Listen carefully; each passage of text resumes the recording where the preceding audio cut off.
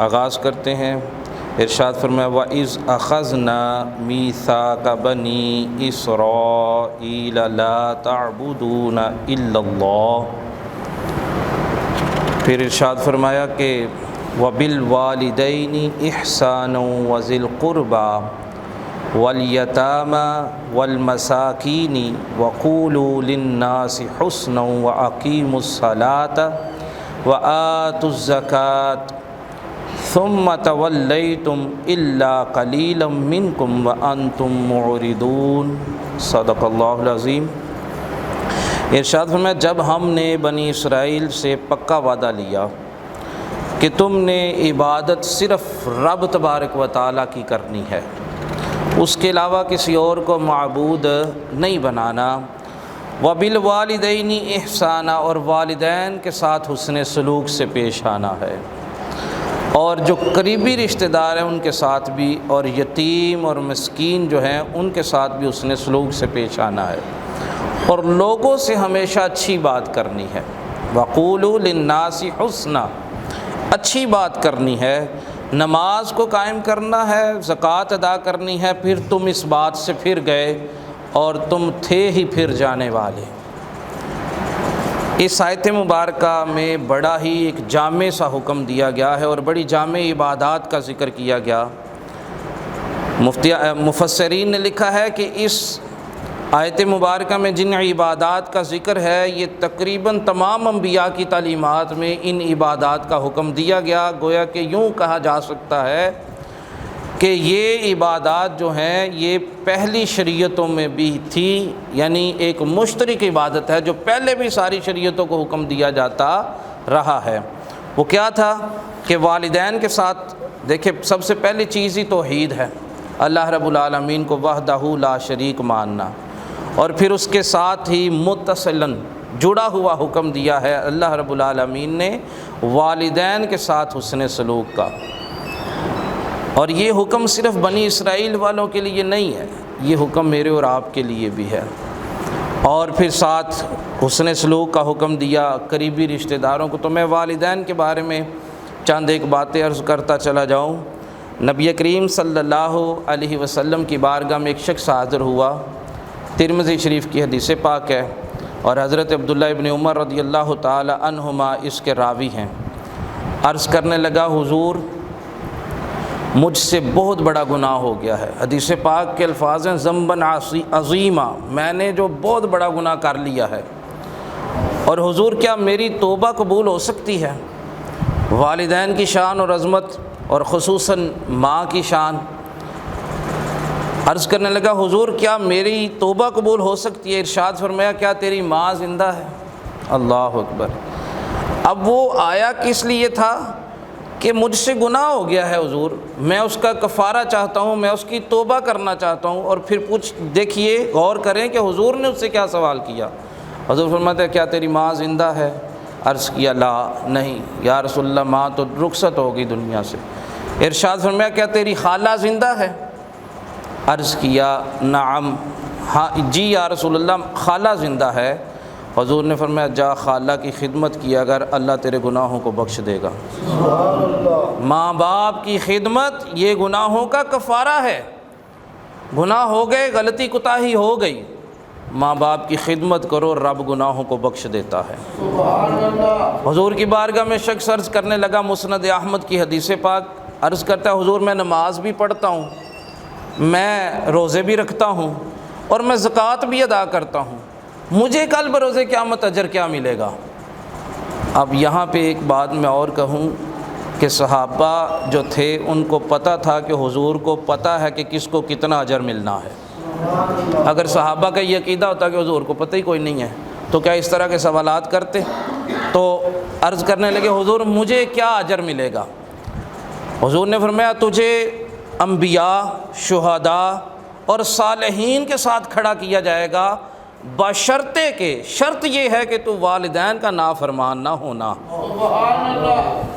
پتہ چلا کہ ماں باپ کا نافرمان اگر ہوگا تو چاہے نمازیں بھی پڑھتا ہے، چاہے جو ہے وہ زکوٰۃ بھی دیتا ہے، روزے بھی رکھتا ہے، کوئی مقام اور مرتبہ نہیں ملنا۔ شرط لگا دی، کنڈیشنل جو ہے وہ حکم دیا کہ اگر تو ماں باپ کا فرما بردار ہے تو پھر تجھے انبیاء، صالحین، شہداء کی صف میں کھڑا کیا جائے گا۔ ماں باپ کی بڑی عظمت ہے۔ حضور نے فرمایا اگر کوئی شخص یہ چاہتا ہے کہ اس کے رزق میں بھی اضافہ کر دیا جائے اور اس کی عمر بھی طویل ہو جائے، کون نہیں چاہتا جی؟ ہر بندہ چاہتا ہے کہ میرا رزق کشادہ ہو جائے، مجھے رزق کے حوالے سے پریشانی ختم ہو جائے۔ اور سن لیں، یہ رزق، یہ معاش، یہ معاشیت، یہ اکنامکس، یہ بڑا اہم موضوع ہے اسلام کا، اتنا اہم موضوع ہے یہ معیشت، یہ کمانا، یہ خرچ کرنا اتنا اہم موضوع ہے یہ، اس کو ہم نے بڑا آسان لیا ہوا ہے۔ ہم مطلب بچے کو سمجھا دیا، پتر انج کمانا ہے تو کمانا ہے تو اے چیز لے ہونی، نہ، یہ بڑا ہی اہم موضوع ہے۔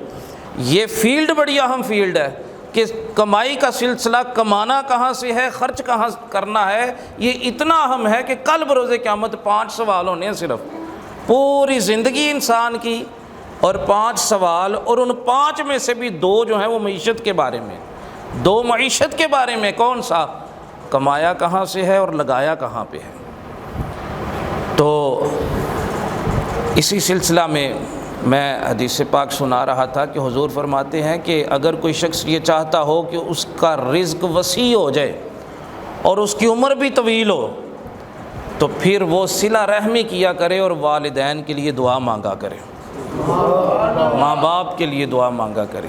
وَبِالْوَالِدَيْنِ إِحْسَانًا، اور یہاں پہ احسان کا جو ہے وہ جملہ ارشاد فرمایا گیا، لفظ آیا ہے، ایک ہوتا ہے احسان اور ایک ہوتا ہے عدل۔ عدل کیا ہے کہ آپ نے مجھے ایک پانی کا پیالہ پلایا تو میں نے آپ کو 2 میں نے بھی ایک ہی پلایا تو یہ عدل ہو گیا، یعنی برابر ہو گیا حساب۔ اور احسان یہ ہے کہ آپ نے اگر مجھے 1 پیالہ پانی کا پلایا ہے تو میں 2 پلا دوں تو یہ میں نے احسان کیا ہے۔ ماں باپ کے ساتھ حسن سلوک کا جو لفظ استعمال کیا گیا ہے وہ احسان کا ہے، تم نے ان کے ساتھ احسان کرنا ہے، جو انہوں نے کیا اس سے بڑھ کے کرنا ہے۔ یہ ممکن ہی نہیں ہے کہ ان سے بڑھ کے کیا جا سکے۔ اعلیٰ حضرت امام اہل سنت الشاہ امام احمد رضا خان تاجدار بریلی، آپ سے کسی نے پوچھا کیا والدین کے حقوق ادا ہو سکتے ہیں؟ آپ نے فرمایا تو ساری زندگی بھی خدمت کرتا رہو تو ان کے حق ادا نہیں ہو سکتا۔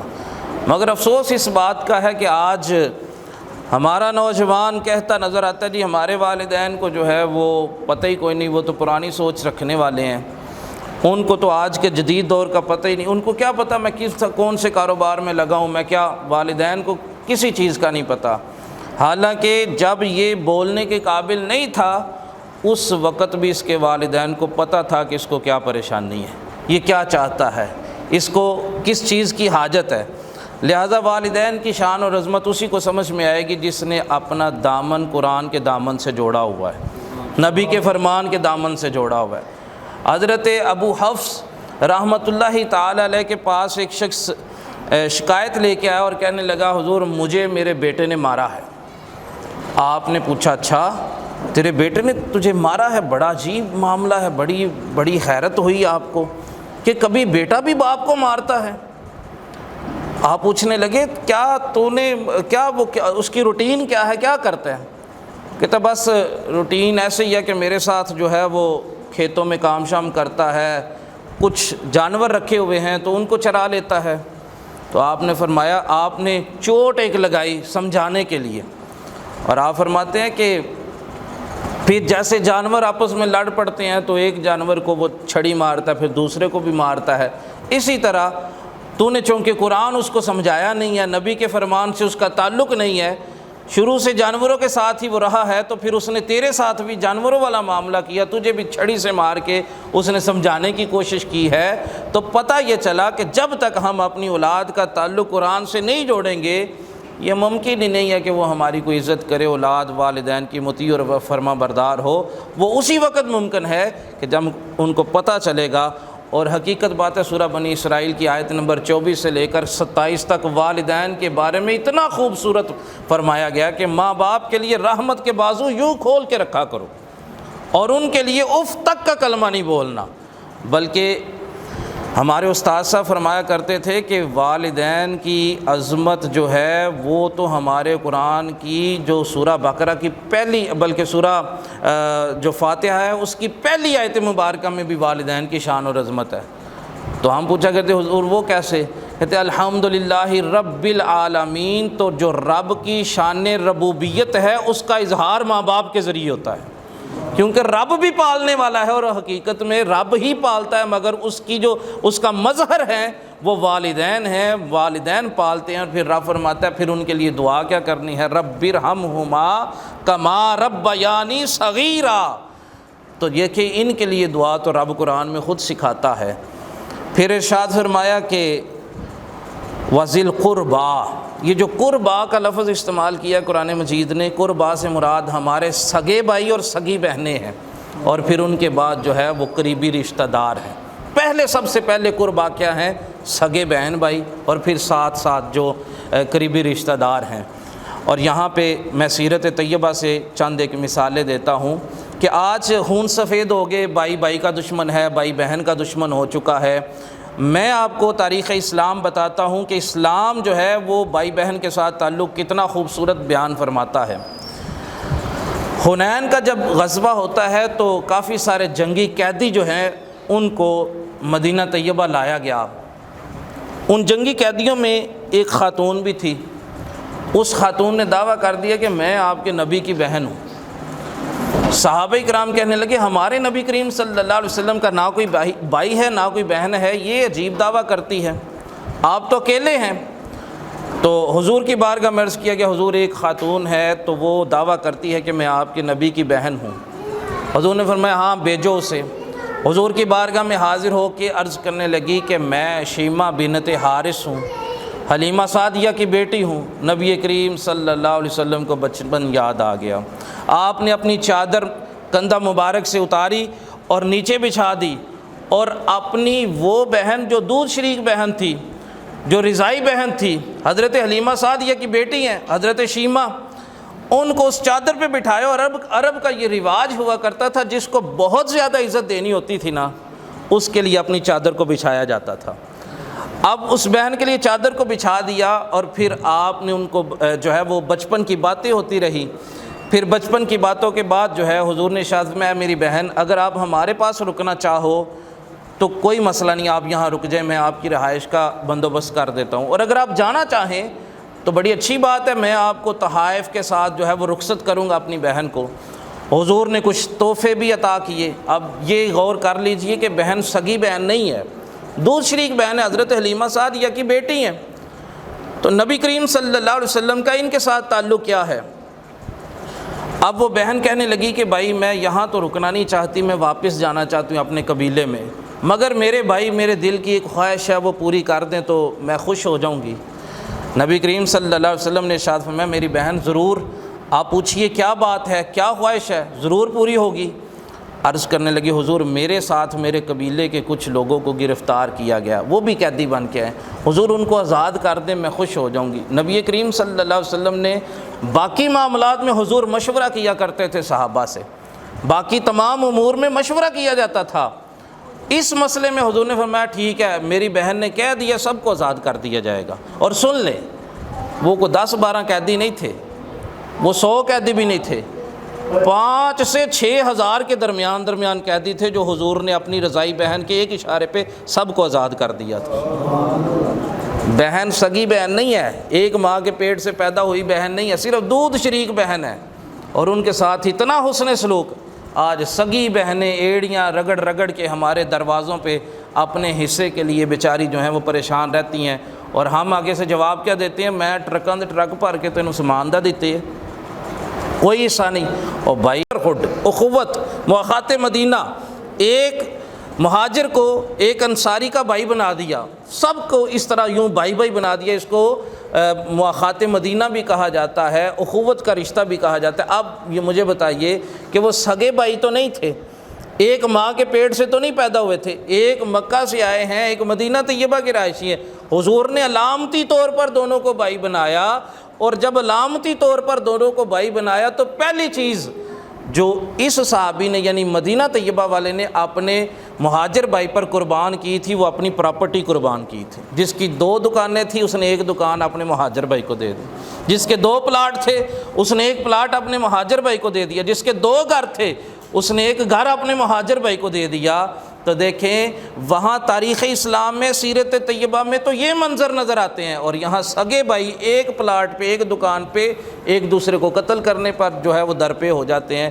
افسوس اس بات کا ہے کہ ہم نے سیرت کو بھی پڑھنا چھوڑ دیا، ہمارا تعلق بھی قرآن سے نہیں رہا، اور یہ دنیا کی فانی دولت دیکھیں، یہ جس زمین پہ آج لوگ جھگڑتے ہیں، کبھی غور کریں کہ ان سے پہلے یہ زمین کس کے پاس تھی، ان سے پہلے یہ زمین کن کے پاس تھی؟ نہ وہ ساتھ لے گئے، نہ اس نے ساتھ لے کے جانا ہے۔ ساتھ لے کے جانا ہے تو نیک اعمال کو ساتھ لے کے جانا ہے۔ دنیا میں کسی کو معاف کیا ہوگا، کسی کے ساتھ حسن سلوک سے پیش آؤ گے، تو پھر کل بروز قیامت سن لے سب سے وزنی عمل کون سا ہوگا نامہ اعمال میں؟ وہ تمہارا حسن سلوک ہوگا۔ اللہ ہمیں اس کو سمجھنے کی توفیق عطا فرمائے۔ والیتامى، یتیموں سے حسن سلوک۔ اللہ اکبر۔ ہمارے معاشرے کا المیہ ہے، کسی چھوٹے بچوں کا باپ فوت ہو جائے تو شروع میں ان کے ساتھ ہمدردی سارے کرتے ہیں، مگر ایک وقت گزرنے کے بعد ان غریبوں کو کوئی نہیں پوچھتا، اور سارے یہ کہتے نظر آتے ہیں جناب بڑا وہ فلانا بھی مدد کرتا ہے، انہوں دی فلانا بھی کہا وہ بڑا مال ساڈے نالوں سوکھے نے، ساڈے نالوں اچھا کھاندے پیندے۔ نہ ایسا ہمیں جب قرآن نے کہا ہے کہ یتیموں سے حسن سلوک کرو تو پھر ہم گھر بیٹھے فیصلے کیوں کرتے ہیں؟ رب نے فرمایا یتیموں سے حسن سلوک کرو، تو پھر ہماری یہ ذمہ داری ہے ہم ان کے ساتھ حسن سلوک کرتے رہیں۔ حضور کی بارگاہ، حضور نے ارشاد فرمایا کہ گھروں میں سے سب سے پسندیدہ گھر جو ہے نا اللہ تبارک و تعالیٰ کو، وہ گھر ہے کہ جس میں یتیم کے ساتھ حسن سلوک کیا جاتا ہو۔ اور حضور فرماتے ہیں میں اور یتیم کی پرورش کرنے والا جنت میں یوں جائیں گے۔ حضور نے اپنی یہ انگشت مبارک سے اشارہ فرمایا، جنت میں یوں جائیں گے۔ یتیموں کو پوچھتے کوئی نہیں، اور یتیم بیچارے کی پراپرٹی پہ قبضہ کرنا یہ تو بڑا ہی آسان کام ہے، اور ہمارے گاؤں دیہات میں چونکہ لوگ بڑے نرم دل والے ہیں، یہاں تو پھر بھی جو ہے یہ لحاظ رکھا جاتا ہے، مگر شہروں میں پتہ چل جائے نا کہ یہ زمین جو ہے وہ یتیم بچوں کی ہے، یا وہ اس کی وہ آ نہیں سکتے، وہ پرسو نہیں کر سکتے، وہ پلاٹ جو ہے وہ قبضہ مافیا کے ہاتھوں چڑھ جاتا ہے۔ اللہ رب العالمین ہمیں یتیموں کے حقوق بھی ادا کرنے کی توفیق عطا فرمائے۔ یہ باقاعدہ طور پہ ایک باب ہے پورا، یتیموں کے حقوق پہ اگر بات کی جائے تو ایک طویل وقت درکار ہے۔ پھر مساکین کے ساتھ حسن سلوک، پھر فرمایا وَقُولُوا لِلنَّاسِ حُسْنًا، لوگوں سے ہمیشہ اچھی بات کیا کرو، لوگوں سے اچھے انداز میں گفتگو کیا کرو، بات کرنے کا انداز اچھا ہونا چاہیے، نیگیٹو بات نہ کرو، مثبت بات کرو، بات کرنے کا طریقہ درست ہونا چاہیے۔ دیکھیں اس پہ میں ایک مثال دیتا ہوں، اور وہ بھی قرآن کی مثال ہے، پھر آگے چلتے ہیں۔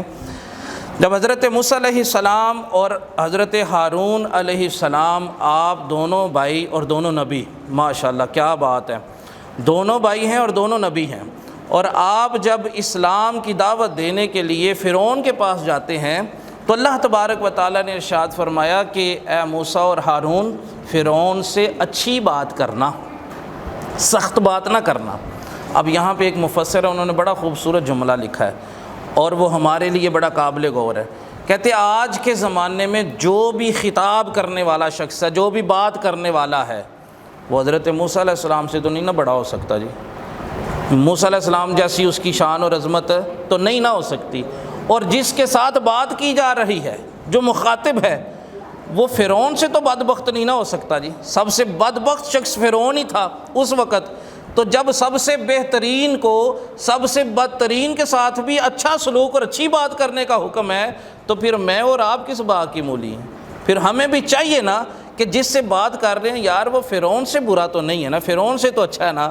تو جب فرعون سے اچھے انداز میں بات کرنے کا حکم ہے تو پھر اس کے ساتھ تو مزید اچھے انداز سے بات کرنی چاہیے۔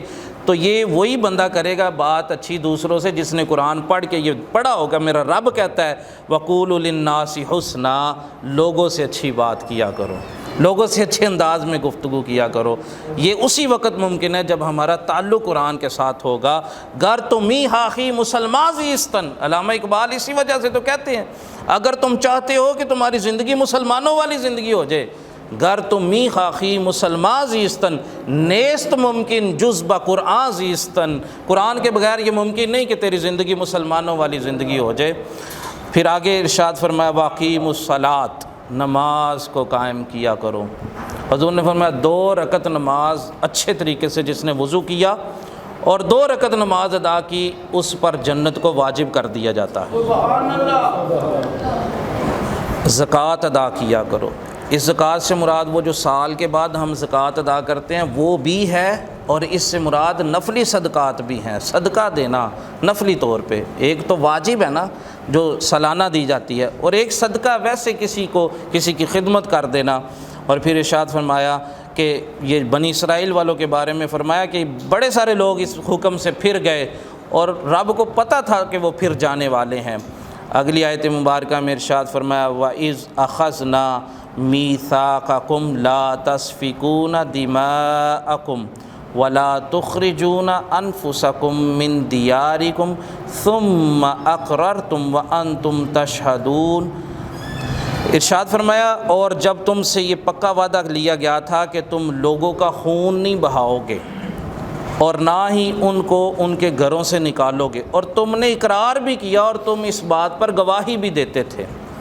اب میں اس کا پس منظر بتا دوں، آگے 2 آیتیں بس چھوٹی چھوٹی، تو پھر انشاءاللہ ہمارا درس مکمل ہو جائے گا۔ پس منظر یہ ہے کہ مدینہ طیبہ میں 2 بڑے قبیلے رہتے تھے کفار کے، اوس اور خزرج، اور یہ آپس میں لڑتے جھگڑتے رہتے تھے۔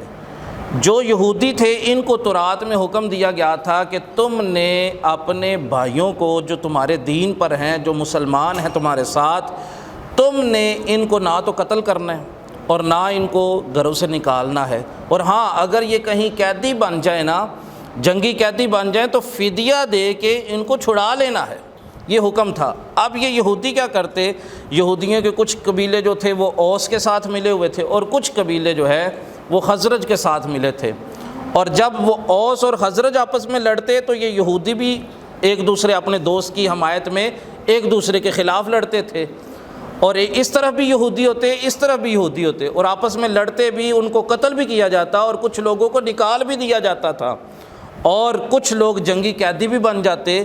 تو رب تبارک و تعالیٰ اس آیت مبارکہ میں ارشاد فرما رہا ہے کہ تم سے تو پکا وعدہ لیا تھا تورات کے اندر کہ تم نے اپنے بندوں کو قتل نہیں کرنا، اور تم نے اپنے بھائیوں کو جو ہے وہ گھروں سے نکالنا بھی نہیں، جلا وطن بھی نہیں کرنا، تو یہ کیوں ایسا تم نے کیا؟ تم تو اس پر گواہی بھی دیتے تھے۔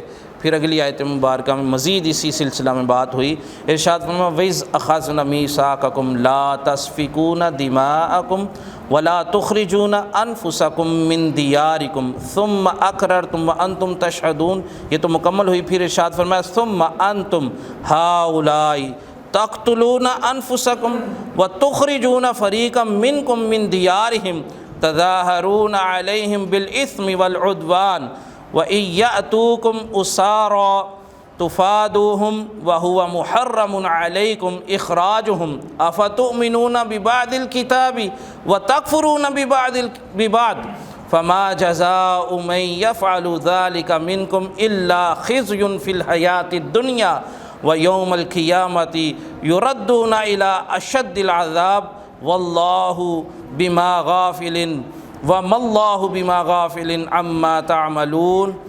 ارشاد فرمایا کہ تم سے تو یہ وعدہ لیا گیا اور تم نے اپنے بھائیوں کو قتل بھی کیا، ان کو گھروں سے نکالا بھی ایک جماعت کو، اور تم ان کے خلاف جو ہے وہ گناہ اور زیادتی میں مدد بھی کرتے ہو دوسروں کی، اوس اور خزرج کے ساتھ مل کے جو اپنے ہی بھائیوں کے خلاف لڑتے تھے، اور جب تمہارے پاس کوئی قیدی بن کے آتا تو تم فدیہ دے کے اس کو چھڑا لیتے تھے، حالانکہ یہ تم پر حرام تھا کہ اس کو قتل کرو یا اس کو گھروں سے نکالو۔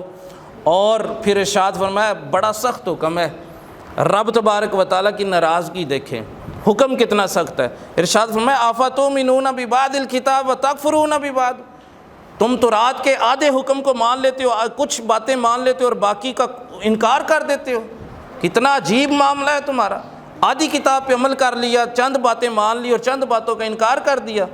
پھر آگے بڑا سخت حکم ارشاد فرمایا اگر میں یفعل ذالک، اگر کوئی ایسا کرتا ہے نا تو پھر اس کے لیے کیا ہے، خزی فی الحیات الدنیا، دنیا کی زندگی میں وہ ذلیل و خوار ہو جائے گا، دنیا میں ذلیل ہو جائے گا وہ، ویوم القیامت، اور قیامت کے دن بھی اس کو ذلیل کر کے اٹھایا جائے گا، اور پھر ہوگا کیا یا ردون الی اشد العذاب، اس کو شدید عذاب کی طرف لٹایا جائے گا۔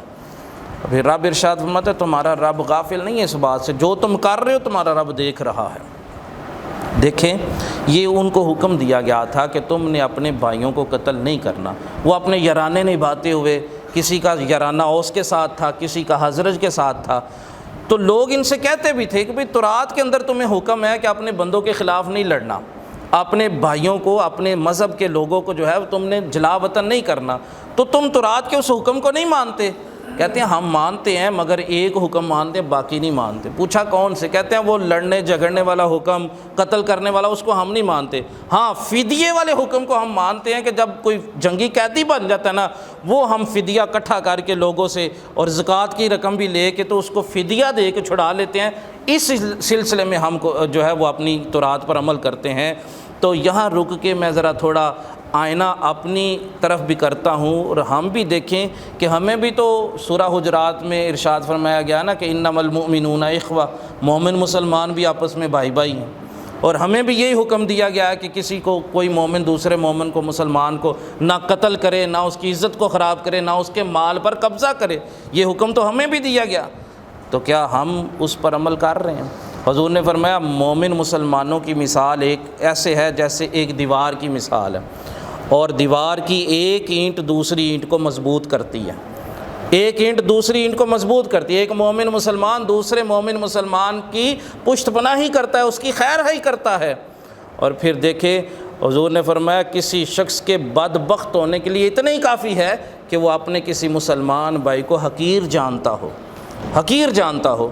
مسلمان آپس میں بھائی بھائی ہیں، ہم سارے آپس میں بھائی بھائی ہیں، مگر افسوس ہے کہ جو یہ یہودی کیا کرتے تھے دوسروں کے ساتھ مل کے اپنے مسلمان بھائی، اور یہ چیز اگر دیکھی جائے نا، یہ ایک چھوٹے درجے پر بھی، ایک گاؤں دیہات کے درجے پر بھی، شہر کے درجے پر بھی، اور ملک کے یعنی نیشن وائز دیکھا جائے تو بڑے سارے ایسے ممالک ہیں، مسلمان ممالک، جو اپنی سرزمین دوسرے مسلمان کے خلاف استعمال کرنے کی اجازتیں دیتے پھرتے ہیں۔ یہ قرآن مجید گھر دیہات گاؤں کے لیے بھی ہے، پوری قوم کے لیے بھی ہے، بلکہ پوری دنیا کے لیے ہے، ہر ایک اس سے ہدایت حاصل کر سکتا ہے۔ تو دیکھیں وہ یہودی بھی ایسا کیا کرتے تھے، پھر ان کی سزا بڑی سخت ارشاد فرمائی۔ رب فرماتا ہے پھر دنیا میں بھی اس کو ذلیل کیا جائے گا اور آخرت میں بڑا شدید عذاب دیا جائے گا۔ اور آج یہودیوں کے بارے میں دیکھا جائے تو کل کائنات کے اندر دولت بڑی ہے، دولت صرف دولت ہی سب کچھ نہیں ہوتا، عزت بھی کسی چیز کا نام ہے۔ کائنات میں عزت نہیں ہے ان کے پاس، رسوائی ہے۔ ہٹلر نے ان کے ساتھ کیا کیا تھا؟ ہر 10 سال کے بعد، ہر ایک عرصہ کے بعد جو ہے وہ ذلیل ہوتے ہیں، ایک ملک سے نکالا۔ ان کا کائنات میں کوئی اپنا ملک نہیں ہے۔ اگر آج انہوں نے اسرائیل پر قبضہ کیا ہوا وہ علاقہ، وہ تو فلسطین کا علاقہ تھا۔ ان کے پاس کائنات میں اپنا ملک نہیں ہے، اور قیامت تک کے لیے ان کا اپنا ملک نہیں ہوگا۔ یہ بنیں گے پھر ذلیل ہوں گے، پھر بنیں گے پھر ذلیل ہوں گے، اور ان کے ساتھ ایسا ہی ہوتا رہے گا۔ کیوں؟ کیونکہ انہوں نے اپنی کتاب کے ساتھ بے وفائی کی ہے۔ تو پھر میں واپس آتا ہوں، ہمیں بھی آئینہ دیکھنا چاہیے، ہم اپنی کتاب سے کتنے وفادار ہیں، ہم اپنی کتاب کے ساتھ کتنا تعلق نبھا رہے ہیں، ہم نے اپنی کتاب کی تعلیمات کو کتنا اپنے سامنے رکھا ہوا ہے۔ تو اگر بنی اسرائیل والوں کو جو ہے وہ اتنی سخت سزا مل رہی ہے کتاب سے بے وفائی کی وجہ سے، تو پھر ہمیں بھی سمجھ جانا چاہیے کتاب تو رب تبارک و تعالیٰ کی یہ بھی ہے، کتاب کے ساتھ تعلق تو ہمارا بھی ہے، تو ہمارا کیسا تعلق ہے یہ سمجھنے کی ضرورت ہے۔ اور یہ وہی سمجھے گا جس کو قرآن کی اہمیت کا پتہ ہے، جس کو پتہ ہے کہ یہ قرآن کلام کس کا ہے، جس کو پتہ ہے کہ اس قرآن کی ایک ایک حرف کے اندر رب تبارک و تعالیٰ نے ہدایت کا سمندر رکھا ہوا ہے، اور جس کو پتہ ہے کہ یہ قرآن وہ کتاب ہے کہ جس کو یقین کے ساتھ پڑھا جائے تو پھر رب تبارک و تعالیٰ دنیا میں بھی آسانیاں پیدا کر دیتے ہیں، آخرت میں بھی آسانیاں پیدا کرتے ہیں۔ آخری آیت مبارکہ ارشاد فرمایا گیا اولئک الذین اشتروا الحیاۃ الدنیا بالآخرۃ فلا یخفف عنہم العذاب ولا هم ینصرون۔ یہی وہ لوگ ہیں جنہوں نے آخرت کے بدلے دنیا کی زندگی کو خریدا ہے، اپنی آخرت کو برباد کر لیا، اور دنیا کی زندگی صرف جو ہے وہ دنیا کے لیے اپنی آخرت کو برباد کر لیا۔ اور نبی کریم صلی اللہ علیہ وسلم نے آج جس دور سے ہم گزر رہے ہیں، چلیے آیت کا جو ہے وہ ترجمہ مکمل کرتے ہیں، پھر میں عرض کرتا ہوں فلا یخفف عنہم العذاب۔ اس کے عذاب میں تخفیف نہیں کی جائے گی. جو ایسا کرتا ہے نا اس کا عذاب کم نہیں کیا جائے گا. اور ولا ہم ینصرون، اور اس کی مدد بھی نہیں کی جائے گی، کوئی مددگار نہیں ہوگا اس کا. حضور نے فرمایا کہ سب سے بدترین شخص وہ ہے جو کسی کی دنیا کے لیے اپنی آخرت کو برباد کر لیتا ہے. کسی کی دنیا کے لیے اپنی آخرت کو برباد کر لیتا ہے. جناب اپنے سیاسی لیڈر کی دنیا بنانے کے لیے، اپنے سیاسی لیڈر کو جو ہے وہ فلاں سیٹ پہ بٹھانے کے لیے دوسروں کی غیبتیں، دوسروں پر الزام تراشیاں، دوسروں کے بارے میں پروپیگنڈا، دوسروں کے بارے میں نیگیٹو بات کرنا، بھائی کس نے آپ کو اس کی اجازت دی ہے؟ اس کی دنیا بہتر کر رہے ہو اور اپنی آخرت برباد کر رہے ہو تو حدیث تو سنو. حضور فرماتے ہیں جس نے بدترین شخص وہ ہے جس نے کسی کی دنیا کے لیے اپنی آخرت کو برباد کر لیا ہے، وہ بدترین شخص ہے. اور یہ صرف یہیں پہ مثال نہیں لگتی، بڑے سارے لوگ دوسروں کی دنیا بہتر کرتے کرتے اپنی آخرت کو برباد کر لیتے ہیں. بلکہ بڑے سارے لوگ ایسے ہیں جو صرف دنیا کے لیے اپنی آخرت کو برباد کرتے ہیں. ان میں سب سے ٹاپ آف دا لسٹ تو وہ ہیں جو اپنی بہنوں کو حصہ نہیں دیتے، جو کسی حقدار کا حق دبا دیتے ہیں. وہ دیکھو دنیا کی دولت ہے نا جی، دنیاوی دولت ہے، دنیا کی جائیداد ہے، کچھ چند زمین کے ٹکڑے ہیں. ان دنیا کی دولت کے پیچھے، وہ چند زمین کے ٹکڑوں کے پیچھے وہ اپنی آخرت کو برباد کر بیٹھتے ہیں. حالانکہ اگر اس کے مد نظر آخرت ہوتی تو وہ دنیا پر اتنا یقین ہی نہ کرتا. کیوں؟ کل من علیہا فان، یہ سب کچھ فنا ہو جائے گا، آخر میں رہے گا تو پھر کیا رہے گا؟ رب تبارک و تعالیٰ کی ذات رہے گی اور ہمارے اعمال ساتھ جائیں گے، اور پھر جو ابدی نعمتیں جنت میں ملیں گی، پھر رب فرماتا ہے کہ خالدین فیہا، تم وہیں ہمیشہ رہو گے. دیکھیں نا، میں اکثر یہ بات عرض کیا کرتا ہوں کہ حضرت امام حسین رضی اللہ تعالیٰ عنہ، آپ نے گھاٹے کا سودا نہیں کیا. اگر آپ کو دنیا کی بادشاہت مل بھی جاتی تو وہ کتنی دیر کی تھی؟ 1 سال کی، 2 سال کی، 100 سال کی، 200 سال کی. مگر آپ کو جو بادشاہی ملی ہے اس کو زوال نہیں ہے. رب نے اپنے محبوب کی زبان سے یہ بتا دیا امت کو کہ سن لو، حسن اور حسین جنتی نوجوانوں کے سردار، ان کو جنت کی جاگیر عطا فرما دی ہے. دیکھیں یہ گھاٹے کا سودا جو ہمارے ہاں یہاں کیا جاتا ہے نا، یہ چند سالوں کے لیے، پتہ نہیں کسی کو کہ ہونے والا کیا ہے، پتہ نہیں اگلا سانس آنا ہے کہ نہیں. اور باتیں ایسی کی جاتی ہیں کہ فرعون بھی ان سے پیچھے رہ جاتا ہے، فرعون کے دعوے بھی کم ہو جاتے ہیں جتنی آج ہمارے ہاں لوگ دعوے کر دیتے ہیں. اور ایک لمحے بھر کا نہیں پتہ کہ اگلا سانس آنا بھی ہے کہ نہیں. تو جو قرآن کے ساتھ جڑا ہوا بندہ ہے نا، اس کو پتہ رہے گا کہ میرا قرآن کہتا ہے کہ لوگوں سے اچھی باتیں کرنی ہیں. میرا قرآن کہتا ہے کہ کسی کی بیٹی بہن بہو کی طرف جو ہے وہ بری نگاہ سے نہیں دیکھنا. سورہ نور میں میرے رب نے کہا اپنے مردوں سے کہو اپنی نگاہیں جھکا کے رکھیں. میرا قرآن کہتا ہے ماں باپ جیسی بھی بات کریں ان کے سامنے اف تک نہیں کرنا. میرا قرآن کہتا ہے کہ جھوٹ نہیں بولنا. میرا قرآن یہ کہتا ہے کہ جو ہے وہ ہمیشہ وعدے کی پابندی کرنی ہے، وعدہ خلافی نہیں کرنی. میرا قرآن یہ کہتا ہے کہ امانت جن کے حقدار ہیں ان کی امانت کو ان تک بخیر و عافیت پہنچاؤ، امانت میں خیانت نہ کرو. تو پتہ چلا کہ قرآن مجید جو ہے وہ ہماری ڈیلی روٹین کی زندگی کو بھی درست کرتا ہے اور پھر ساتھ ساتھ ہمیں جنت کی نوید بھی سناتا ہے.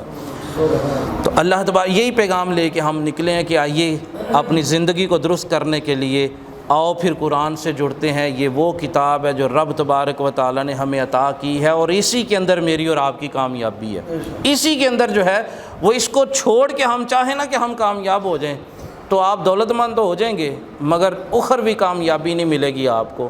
دنیاوی لحاظ سے 4 پیسے اکٹھے کرنے میں آپ ہو سکتا ہے کامیاب ہو جائیں، مگر جو اخروی کامیابی ہے، حقیقی کامیابی وہی ہے. اصل کامیابی وہی ہے جو کل بروز قیامت دائیں ہاتھ میں نامہ اعمال پکڑایا جائے گا اور پھر کہا جائے گا اس بندے کو فرشتوں اس کو جنت میں چھوڑ آؤ. اور پھر جو ناکامی ہے وہ کیا ہے؟ ارشاد فرمایا جاتا ہے نا، سورہ جو ہم سورہ صبح آغاز میں سورہ یاسین کی تلاوت کرتے ہیں تو اس میں ارشاد نہیں فرمایا جاتا وَامْتَازُوا الْيَوْمَ أَيُّهَا الْمُجْرِمِينَ، آج ذرا مجرم سائڈ پہ ہو جاؤ، مجرموں کو سائڈ پہ کر دیا جائے. تو اس دن اگر مجرموں کی لائن میں بھیج دیا گیا تو کہیں کے نہیں رہیں گے. اللہ رب العالمین ہمیں سمجھنے کی توفیق عطا فرمائے. وَمَا عَلَيْنَا إِلَّا الْبَلَاغُ.